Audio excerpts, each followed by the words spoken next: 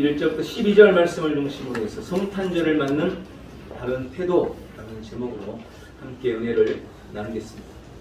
성탄절을 맞는 다른 태도. 어느 교회에 어렵게 전도돼서 교회에 처음 나온 성도가 있었답니다.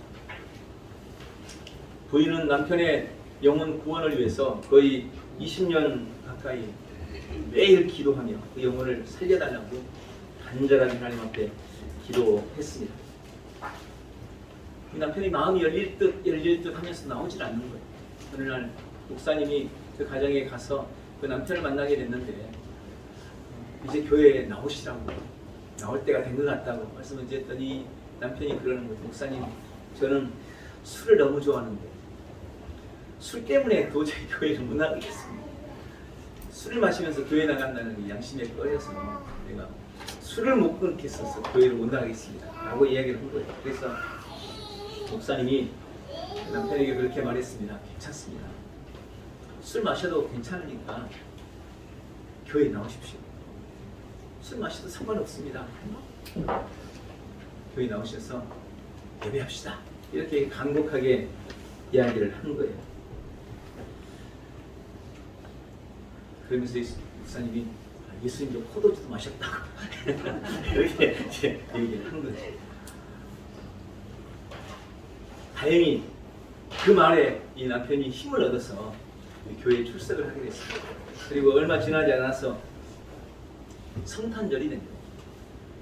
근데 이 남편이 교회에 나와서 너무너무 좋아하는 거예요.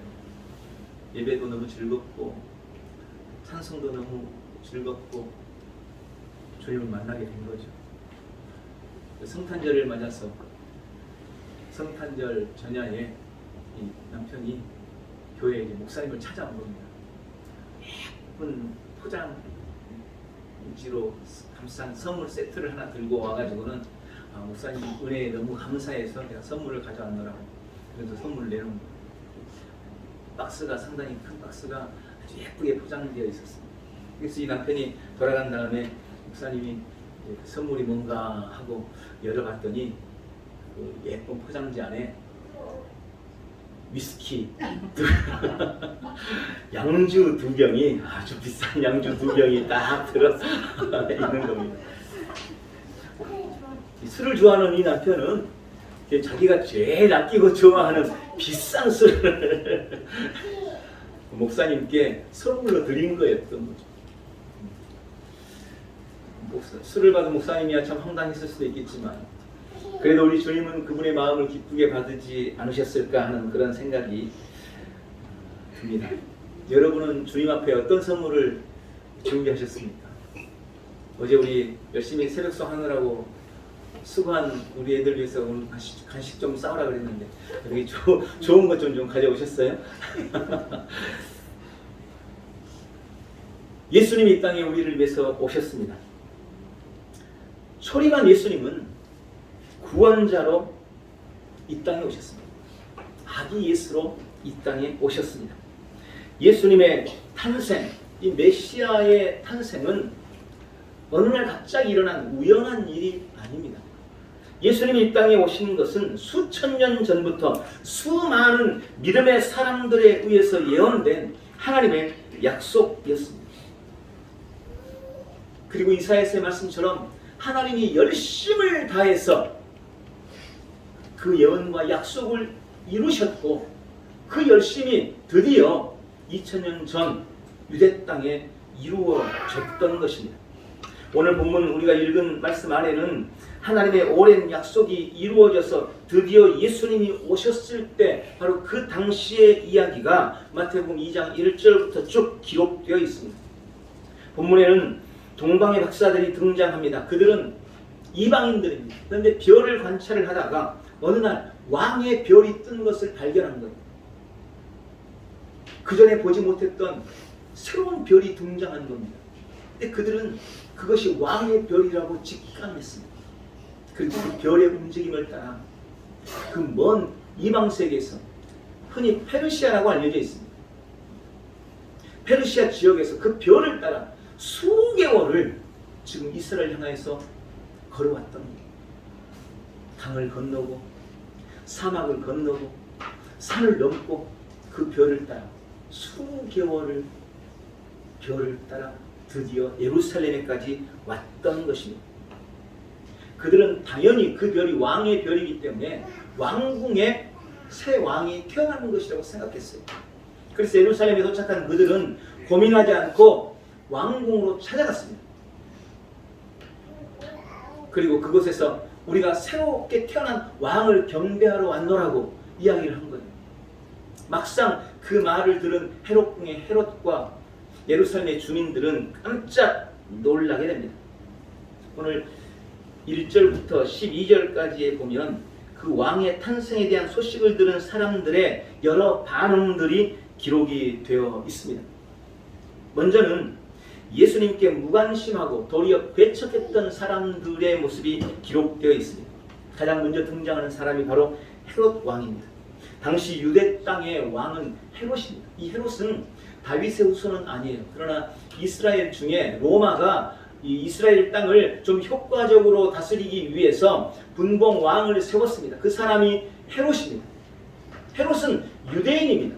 그러므로 유대의 전통에 대해서 너무나 잘 알고 유대인들이 수천 년 동안 기다려온 메시아에 대해서도 너무나 잘 알고 있던 사람이었습니다. 그런데 동방의 박사들이 헤롯 궁에 와가지고 왕이 태어났노라고, 우리가 왕의 별을 보고 여기까지 왔다고 이야기할 때 헤롯은 직감적으로 깨달았어요. 아, 그렇구나. 이스라엘이, 우리가 유대인들이 수천 년 동안 기다려왔던 바로 그분이, 그 메시아가 온 것이구나. 직감적으로 그것을 깨달았습니다. 그러나 그것이 마냥 헤롯에게는 기쁨이 되지 못했어요. 왜냐하면 자기가 지금 왕인데 새로운 왕이 태어나면 자기는 어떻게 될까? 아, 나는 그럼 이제 그 왕 때문에 쫓겨나는 것 아니야? 아마 마음속에 그런 생각이 들었겠죠.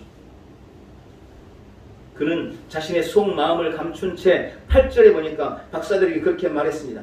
베들레헴으로 박사들을 보내며 가로되 가서 아기에 대하여 자세히 알아보고 찾거든 내게 고하여 나도 가서 그에게 경배하게 하라. 말은 이렇게 했지만 실제로는 어떤 생각을 한 거예요? 아, 내가 그 왕을 만나면 가서 당장 쳐 죽여버려야지. 이렇게 생각했던 겁니다. 계속해서 12절과 16절에 보면 그는 왕으로 태어난 아기 예수를 죽이려고 했다는 것을 분명히 보여주고 있습니다. 그는 예수님이 이스라엘이 수천 년을 기다려온 하나님의 메시아인 것을 알고서도 자신의 왕권을 잃을까 두려워해서 그를 죽이려고 했던 것입니다. 예수님을 배척하고 싫어했던 왕으로 오신 예수님을 죽이려고 한 사람 때문에, 이 헤롯 때문에 어떤 일이 벌어졌는지 16절에는 그렇게 기록하고 있습니다. 이에 헤롯이 박사들에게 속은 줄을 알고 심히 노하여 사람을 보내어 베들레헴과 그 모든 지경 안에 있는 산의 아이를 박사들에게 자세히 알아본 그때를 표준하여 2살부터 그 아래로 다 죽이니. 박사들에게 그 말을 듣고 왕을 죽이려고, 예수를 죽이려고 모였던 이 헤롯은 그 마음을 들킨 거예요. 하나님 앞에. 하나님께서 이 동방의 박사들에게 꿈에 나타나셨습니다. 야, 너희들 헤롯에게 다시 돌아가지 말고 바로 가라. 그래서 박사들은 헤롯이 그렇게 부탁했지만 왕궁에 다시 들르지 않고 예수님 만난 이후 바로 떠나죠. 박사들이 오지 않은 것을 알고 속은 것을 깨달았어요. 그래서 헤롯이 명령을 내렸는데 예루살렘 온 도성에 있는 아이들, 2살 미만의 아이들 다 죽여라. 남자들 다 죽여라. 예수님이 오신 기쁨의 탄생, 기쁨의 성탄절이 사륙과 끔찍한 통곡의 날이 되고 말았던 것입니다. 헤롯 한 사람. 또 우리는 본문에 예루살렘 사람들에 대해서도 기록하고 있는 것을 보게 됩니다. 유대인의 왕으로 오신 이가 어디에 계신지에 대해서 묻는 동방의 박사들의 질문에 본문에 보니까 예루살렘 사람들이 3절에 그렇게 헤롯 왕과 온 예루살렘이 듣고 소동했다. 예루살렘 사람들이 그 말을 듣고 소동했다는 거예요. 무슨 말이냐? 깜짝 놀랐다는 겁니다. 큰 소동이 일어났다는 겁니다. 아니, 왕이 태어났다고? 야, 그분이 우리가 기다렸던 메시아인가?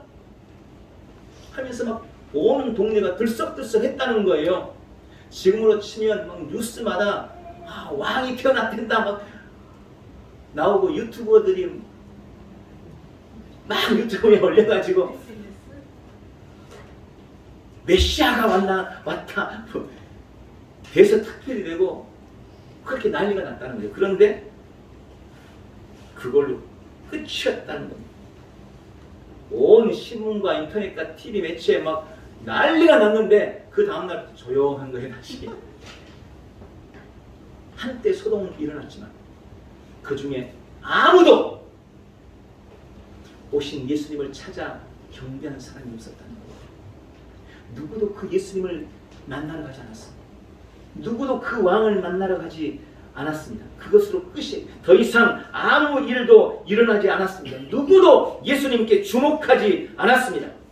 그저 한때 소동으로 끝나고 말았던 겁니다. 정작 이 땅에 오신 예수님에 대해서는 왜 오셨는지, 그분이 자신들의 구세주인지 그런 부분에 대해서는 전혀 관심이 없었던 거예요. 예수님의 탄생을 어디서 태어난지 몰라서 그랬던 게 아니에요. 그들은 다 알고 있었습니다. 5절 6절에 보니까 서기관들에 의해서 예수님이 유대 땅 베들레헴에서 탄생할 것이라는 것이 다 밝혀졌어요. 그럼에도 불구하고 베들레헴에 누구도 그 왕을 찾아온 사람이 없었다는 것입니다. 지금도 크리스마스의 특수를 즐기며 캐롤송을 따라 부르는 사람들은 많지만 누구도 주인공이신 예수님을 주목하지는 않습니다.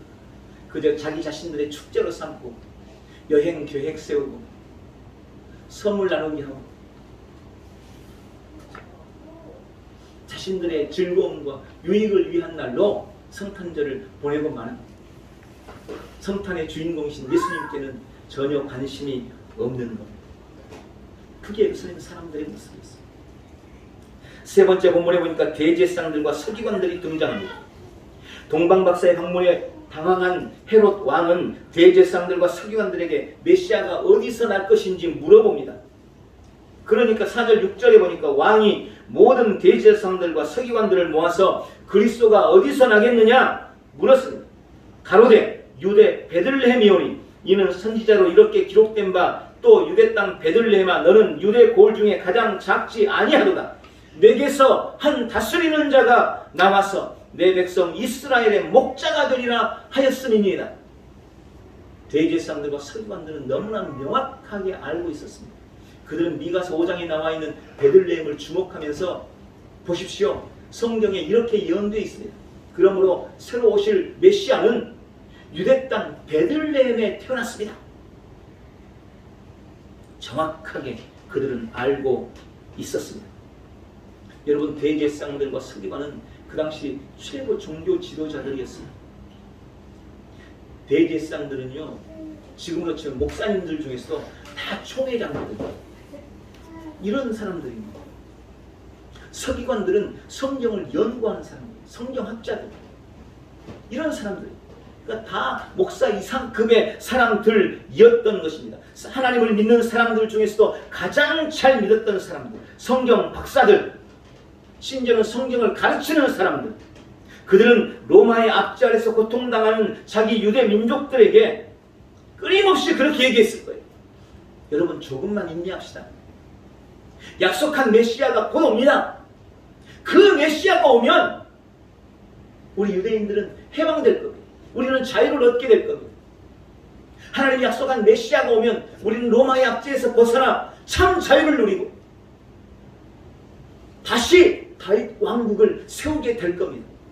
이렇게 매일 자기 민족들에게 설파하고 설교했던 사람들이 바로 그들이었습니다. 그들은 지식적으로는 학적으로는 완벽했던 사람들입니다. 너무나 잘 알고 있었던 사람들입니다. 그런데 역시 그것으로 끝이었습니다. 그들은 메시아의 탄생 소식을 듣고 가장 먼저 달려가야 할 사람들이었지만 그들이야말로 성경에 기록된 메시아에 대해서 너무나 잘 알고 있었고 손꼽아 기다렸던 사람들이었지만 그들은 가장 완벽한 지식을 가지고 있었음에도 불구하고 어디서 예수님이 태어날지도 정확하게 알고 있었음에도 불구하고 그 누구도 예수님을 찾지 않았습니다. 예수님께 경배하지도 않았습니다. 그저 알고 있는 것으로 끝나고 말았습니다. 도리어 그들은 나중에 예수님이 장성해서 하나님의 기적을 보이며 영혼 추수를 위해서 힘쓰고 애쓸 때 자신들의 기득권이 빼앗기는 것을 두려워해서 예수님을 모함하고 예수님을 고발해서 십자가에 못 박게 했던 그런 주인공이 되고 말았습니다. 약속하신 메시아가 왔지만 사람들은 그를 맞이하지 않았습니다. 빛이 어둠에 비쳤지만 어둠이 깨닫지를 못했습니다. 왕이 자기 땅에 왔지만 자기 백성이 영접하지를 않은 겁니다. 그러나 다행스럽게도 다 그랬던 것은 아니었습니다.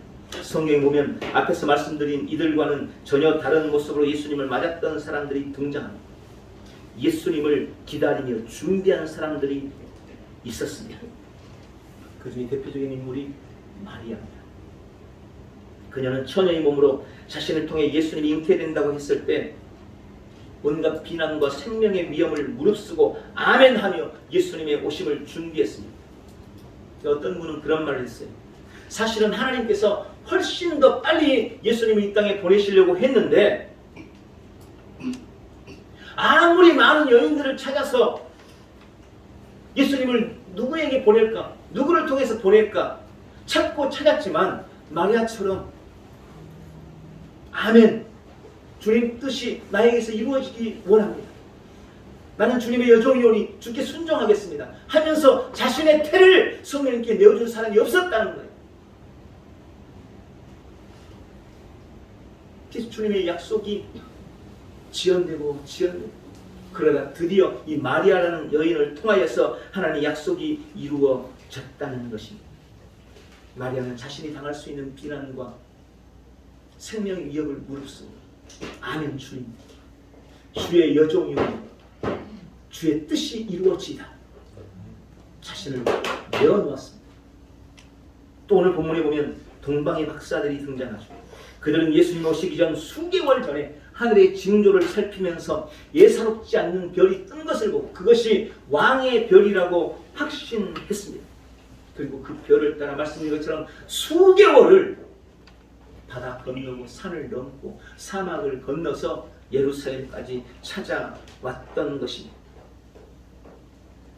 그들은 메시아에 대한 많은 지식을 가졌던 사람들이 아닙니다. 잘 몰랐지만 그 별로 하나님의 징조를 느낍니다. 그리고 그 왕을 찾아 먼 길을 찾아오는 수고를 아끼지 않았습니다. 또한 오늘의 우리가 본문 읽은 말씀처럼 그들은 그 아기 예수를 위해서 황금, 유향과 모략을 아낌없이 내어놓고 주님을 경배했던 것을 볼 수 있습니다. 또한 성경에는 들에서 양을 치던 목자들이 가장 먼저 예수님을 영접했다고 기록하고 있습니다. 들에서 양을 치던 목자들, 그들은 당시 가장 비천한 사람들 중 한 사람들이었습니다. 한 종류였습니다. 가장 비천한 사람들. 하나님은 그들에게 가장 먼저 메시아의 탄생을 알리셨습니다. 가만히 보세요. 얼마나 재밌습니까? 헤롯 왕궁에 천사들이 나타나서 할렐루야! 하늘에는 영광이요 땅에서는 기뻐하시는 사람들에게 평화로다. 이러지 않았어요. 양떼를 치는 그 몇 명 안 되는 목자들에게 하나님의 천군 천사들이 내려가서 찬양을, 경배를 한 겁니다.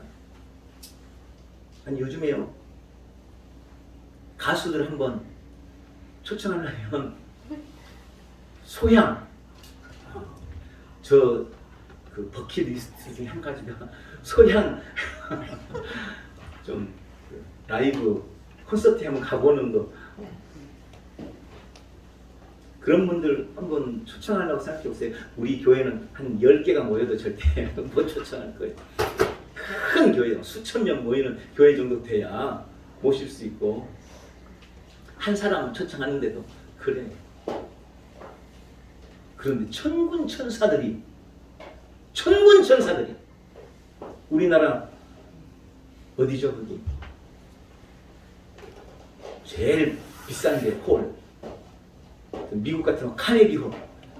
이런 데 와서 찬양을 해도 부족할 천군 천사들이 왕궁도 아니고 어디 동네 한가운데도 아니고 빈들 양 몇 마리 치고 있는 목자 몇 사람들 앉혀놓고 그곳에 천군 천사들이 내려와서 찬양을 하고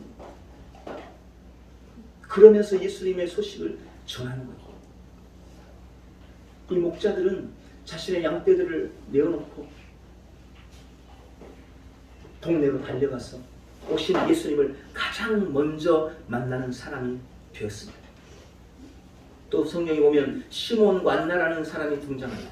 그들은 예수님이 탄생할 당시에는 그 소식을 직접 듣지 못했습니다. 그러나 그들은 오랜 시간 동안 예수님이 오실 것에 대해서 기대하고 고대하고 사모했던 사람들이었어요. 그들의 간절함이 얼마나 컸든지 하나님은 그들을 기억하셨습니다. 그리고 예수님께서 8일 만에 할례를 받으러 예루살렘에 올라가셨을 때에 시몬과 안나를 만나주십니다. 시몬은 아기 예수를 보고 바로 그분이 메시아라는 것을 알았습니다. 안나도 아기 예수님을 보고 바로 그분이 메시아라는 것을 알았어요. 이제 8일 된 아기를 보고 아, 내가 그렇게 기대하고 고대하던 예수님이시오. 메시아라고. 그리고 그 아기 예수께 예물을 들어 경배했다고 성경은 기록하고 있습니다. 간절히 기다리고 사모하면 주님은 누구라고 결코 외면하지 않으십니다. 예수님의 초림 탄생은 참으로 초라했고 많은 사람들의 무관심 혹은 배척 속에서 이루어졌지만 그런 속에서도 예수님을 기다리며 사모했던 사람들로 인해서 아름답고 복된 성탄이 될 수 있었던 것입니다. 자, 오늘 제가 진짜 나누고 싶은 말씀은 지금부터입니다. 여러분은 지금까지의 말씀을 들으면서 나는 어느 쪽이라고 생각하십니까? 여러분은 어느 쪽입니까? 만약 여러분이 당시에 살고 있었더라면 여러분은 예수님의 탄생에 무관심하거나 혹은 배척했던 사람들 쪽일까요? 아니면 예수님의 오심을 간절히 기다리며 준비한 사람들 쪽에 속한 사람들일까요?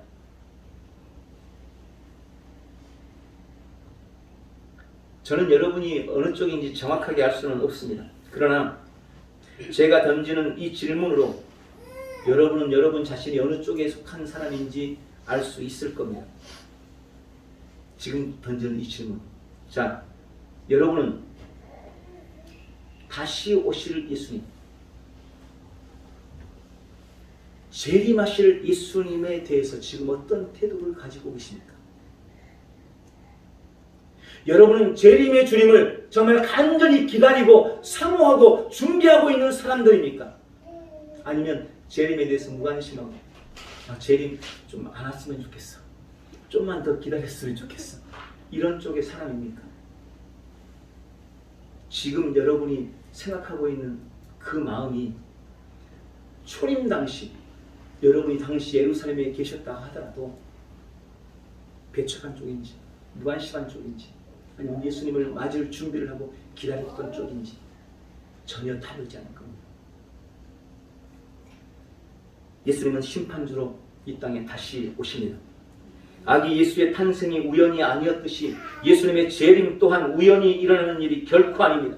구약 성경을 통해 예수님의 초림이 수없이 예언되었고 그것이 이루어졌듯이 이미 성경을 통해 예수님의 말씀을 통해서 다시 오실 예수님, 재림주로 오실 주님, 심판주로 오실 그 주님에 대해서도 수없이 예언되었고 초림 예수님의 약속이 이루어진 것처럼 재림 예수님에 대한 약속도 반드시 이루어질 것입니다. 예수님은 하늘로 올라간 그대로 내가 다시 올 것이라고 말씀하셨습니다. 수많은 천군 천사와 함께 큰 나팔 소리와 함께 내가 다시 오리라고 말씀하셨습니다.